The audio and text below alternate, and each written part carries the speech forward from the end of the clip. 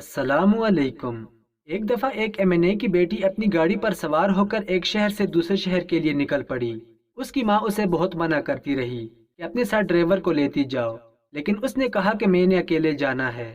وہ اپنی بڑی سی گاڑی پر سوار ہوئی اور شہر کی طرف چل پڑی۔ چلتے چلتے اس کا گزر ایک سنسان جگہ سے ہوا جہاں بہت گھنے درخت اور جنگلات موجود تھے۔ اس لڑکی کو سامنے ایک بوڑھا کھڑا ہوا نظر آیا جو کمزوری کی وجہ سے کانپ رہا تھا اور مدد کے لیے پکار رہا تھا۔ اس لڑکی کو اس بوڑھے پر ترس آیا اور اس نے سوچا کہ کیوں نہ اس بوڑھے کی مدد کر لوں۔ اس نے اپنی گاڑی روکی اور گاڑی کا دروازہ کھولا اور اس بوڑھے کو اپنی گاڑی میں بیٹھنے کے لیے کہا۔ اس نے جیسے ہی اپنی گاڑی کا دروازہ کھولا تو اس کے سامنے بہت سارے ڈاکو آ کر کھڑے ہو گئے۔ حقیقت میں وہ بوڑھا نہیں تھا بلکہ وہ ڈاکوؤں میں سے ایک ڈاکو تھا جس نے بوڑھے کا حلیہ بنایا ہوا تھا، اور اس لڑکی کو یرغمال بنانے کے لیے انہوں نے چال چلی تھی۔ جب لڑکی نے دیکھا کہ میں پوری طرح پھنس چکی ہوں کیونکہ ان ڈاکوؤں کے پاس بہت اسلحہ موجود تھا اور وہ لڑکی بہت خوبصورت اور حسین و جمیل تھی، اور جب ان کے سردار نے اسے دیکھا تو وہ عجیب و غریب ہنسی ہنسنے لگا اور کہا کہ اتنی حسین و جمیل لڑکی کبھی پہلے میری باہوں میں نہیں آئی۔ پھر اس نے اپنے آدمی کو حکم دیا کہ لڑکی کو پکڑ کر میرے پاس لے آؤ۔ ڈاکو نے اس کو پکڑا اور سردار کے قریب لے گئے۔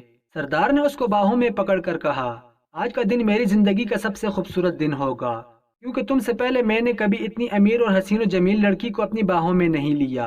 اور اس کے بعد وہ اس کو اٹھا کر اس گھنے جنگل میں جانے ہی لگا تھا کہ ایک آدمی اپنی گاڑی پر اس جنگل میں آ پہنچا۔ جب اس نے دیکھا کہ ان ڈاکوؤں نے اس لڑکی کو یرغمال بنا رکھا ہے اور وہ اپنی جان کی پرواہ کیے بنا وہاں رکا اور ڈاکو کو کہا کہ اس لڑکی کو شرافت سے چھوڑ دو ورنہ اچھا نہیں ہوگا، وہ سب ہنسنے لگے اور کہا کہ تم ہمارا کیا بگاڑو گے، یہاں سے چلے جاؤ ورنہ اپنی جان سے ہاتھ دھو بیٹھو گے۔ اس نوجوان نے کہا، اس لڑکی کو چھوڑے بنا میں نہیں جاؤں گا، اور ان ڈاکوؤں کے سردار کو کہا کہ تم دوسری لڑکیوں کی عزت کے ساتھ کھلواڑ کرتے ہو، تمہیں شرم نہیں آتی، یا تمہارے گھر میں ماں بہن نہیں ہے؟ ڈاکوؤں کے سردار نے کہا کہ مجھے پڑھانے کی ضرورت نہیں، یہاں سے چلے جاؤ، لیکن وہ نوجوان نہ مانا، اور وہ نوجوان بھی کوئی عام نوجوان نہیں تھا بلکہ کسی خاص ایجنسی کا افیسر تھا۔ اس نے اپنی جرأت مندی سے اس نے ان تمام ڈاکوؤں کو بھگا دیا اور اس لڑکی کو سہارا دیا، جبکہ وہ لڑکی صورتحال دیکھ کر بہت ڈر گئی تھی کیونکہ اس نوجوان کے آنے سے پہلے اس کو معلوم ہو چکا تھا کہ اب میری عزت بھی جائے گی اور میری جان بھی جائے گی۔ لیکن جب اس نوجوان نے تمام ڈاکوؤں سے نجات پا لی تو وہ خوشی سے آ کر اس نوجوان کے گلے لگی، اور نوجوان نے اسے تھپکی دے کر سہارا دیا اور اسے اپنی گاڑی میں بٹھایا اور اسے ایک نمبر دیا اور کہا کہ کبھی زندگی میں میری ضرورت پڑے تو اس نمبر پر ضرور رابطہ کرنا۔ اس کے بعد وہ لڑکی اس کا شکریہ ادا کر کے وہاں سے چلی گئی، اور پھر چند دنوں بعد اس کے باپ نے ان تمام ڈاکوؤں کو بھی پکڑوا لیا۔ وہ نمبر اس لڑکی کے پاس موجود تھا۔ اب وہ لڑکی صرف اس نوجوان کے بارے میں سوچنے لگی، اب وہ ہر وقت اسی کو دل میں یاد کرتی رہتی تھی۔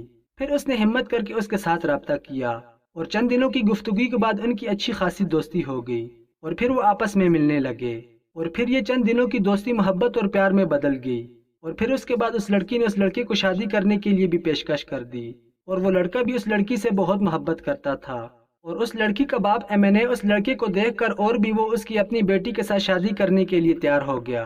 پھر وہ ساری رات فون پر گفتگو کرتے، دن کو گھومتے پھرتے، اور ان دونوں کا ایک دوسرے کے بغیر ایک لمحہ بھی نہیں گزرتا تھا۔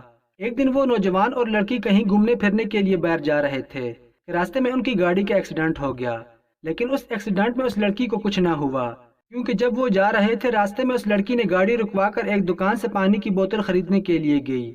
جیسے ہی وہ اس گاڑی سے اتر کر دکان پر پہنچی تو پیچھے ایک بڑی سی گاڑی نے آ کر ان کی گاڑی کو ٹکر مار دی اور ان کی گاڑی کلابازی کھاتی ہوئی کئی قدم دور جا کر رکی۔ اس میں بیٹھا وہ نوجوان شدید زخمی ہو چکا تھا۔ وہ لڑکی دوڑتی ہوئی گاڑی کے قریب گئی اور لوگوں نے اس گاڑی میں سے اس آدمی کو بہت مشکل سے نکالا۔ وہ نوجوان بری طرح زخمی ہو چکا تھا۔ وہ لڑکی اس کو دیکھ کر زور زور سے چیخ رہی تھی۔ پھر اس نوجوان کو زخمی حالت میں ہسپتال منتقل کیا گیا، لیکن اس کی حالت بہت زیادہ خراب تھی۔ ڈاکٹر سے ہسپتال جانے کے بعد گھنٹوں بعد ہی اس کی موت واقع ہو گئی۔ جب یہ خبر لڑکی کو ملی تو وہ زور زور سے رونے لگی۔ وہ اتنی روئی کہ پورا ہسپتال والے ایک جگہ اکٹھے ہو گئے، اور پھر اس ہسپتال کی نرسیں اسے سہارا دینے لگیں۔ وہ بری طرح رو رہی تھی کہ اتنے میں وہ ڈاکٹر کمرے کے باہر آیا اور اس لڑکی کو کہا، اے لڑکی، تم قضاء و قدر پر یقین ہے یا نہیں؟ اس لڑکی نے کہا، ڈاکٹر صاحب مجھے قضاء و قدر پر پورا یقین ہے، لیکن میں اپنی زندگی کی سب سے قیمتی چیز کھو چکی ہوں، اب مجھے اپنے جینے کا مقصد ہی دکھائی نہیں دیتا۔ اس نوجوان کے ساتھ میری بہت سی یادیں جڑ چکی ہیں، یہ سننے کے بعد وہ ڈاکٹر ہنسنے لگا اور کہا، اے لڑکی، میں بھی قضاء و قدر پر پورا یقین رکھتا ہوں، لیکن اس نوجوان کے بارے میں جان کر اور تم دونوں کے بارے میں سن کر مجھے قضاء و قدر پر پختہ یقین ہو چکا ہے، کیونکہ میں جانتا ہوں کہ تم بہت اچھی لڑکی ہو اور ایک اچھے گھرانے سے تعلق رکھتی ہو اور تمہاری تربیت بھی بہت اچھی ہے۔ لیکن جب اس نوجوان کی موت کے بعد پولیس نے تفتیش کرنے کے لیے آئی تو اس کی جیب سے نکلنے والے کاغذات دیکھنے کے بعد پتہ چلا کہ وہ نوجوان اس ملک کا آدمی ہی نہیں۔ پھر مزید تحقیق کرنے پر پتہ چلا کہ وہ ساتھ والے مخالف ملک کا جاسوس تھا۔ وہ تمہیں پوری طرح استعمال کر کے ہمارے ملک میں دہشت گردی پھیلانا چاہتا تھا، اور وہ اصل میں خود بھی ٹیررسٹ ہے، اور وہ جانتا تھا کہ تم ایک طاقتور آدمی کی بیٹی ہو، اور وہ تمہیں پوری طرح استعمال کرنا چاہتا تھا۔ اگر تمہاری اس سے شادی ہو جاتی، صرف تمہارا نہیں تمہارے گھر والوں کا جینا بھی مشکل ہو جاتا۔ تم اللہ تعالیٰ کا شکر ادا کرو، کیونکہ پہلے جب تم گاڑی سے اتری تو اسی وقت ہی گاڑی نے اسے ٹکر مار دی۔ اللہ تعالیٰ نے تمہاری جان کی حفاظت کی اور پھر اس نوجوان کو اپنے انجام تک پہنچا دیا، کیونکہ وہ نوجوان تمہارے لیے بہت خطرناک ثابت ہونے والا تھا۔ یہ مت بھولے کہ جو بھی کام ہوتا ہے اللہ تعالیٰ کی مرضی سے ہوتا ہے، اور اللہ تعالیٰ کی مرضی سے جو کام ہوتا ہے وہ اس میں انسان کی ضرور بہتری ہوتی ہے۔ یہ سوچو کہ اگر اس نوجوان کا ایکسیڈنٹ نہ ہوتا اور اگر آج زندہ سلامت ہوتا اور تمہاری اس سے شادی ہو جاتی، جب ہمارے ملک کی پولیس اسے پکڑتی تو اس کے ساتھ ساتھ تم بھی جیل میں جاتی اور تمہارے باپ کا بھی کیریئر تباہ ہو جاتا، کیونکہ پولیس اسے بھی ایک جاسوس کا ساتھی ہونے کے ناطے جیل میں ڈال دیتی، اور اسی طرح تمہارا تمام خاندان بڑی مشکل میں پھنس جاتا۔